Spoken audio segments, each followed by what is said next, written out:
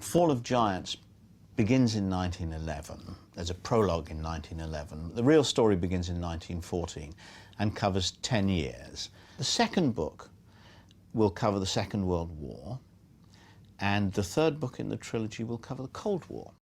Fall of Giants is about 5 families.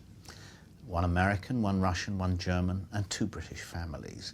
And it's about their destiny, and it's about them falling in love and getting married and going to war and making money and losing money, all the things that novels are always about.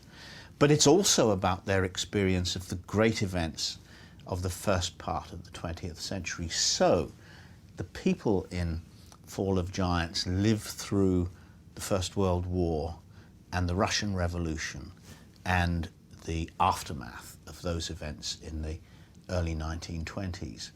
So it's not really, it's not a history book, it's a novel, and it's about individuals and their passions, but it's also about their experience of history. It's about them living through great historical events. I didn't want to take any liberties with history. I wanted this, insofar as I say what happened on the world stage, in war, on battlefields, in parliaments, that's all true. That's exactly how it happened. And the way I do that is I put a fictional character in the room. So one of the people who we're reading about, one of the young men or one of the young women, is there on the scene at some real event. And finally, when I had done all my own reading, I hired actually 8 history professors to read the typescript and correct it.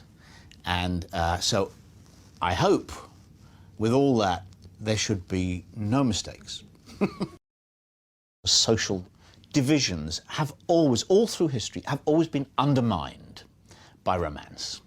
And so for me, this is a way of bringing people from different levels of society together, and even though they may be hostile to one another in principle, they may be across a political divide, they're certainly across a social divide, they may nevertheless be very attracted to one another. And that, of course, messes everything up. And that's where drama comes from. My subject is all of Western civilization. It's not from the point of view of one country. I've tried to see all the important events from international points of view.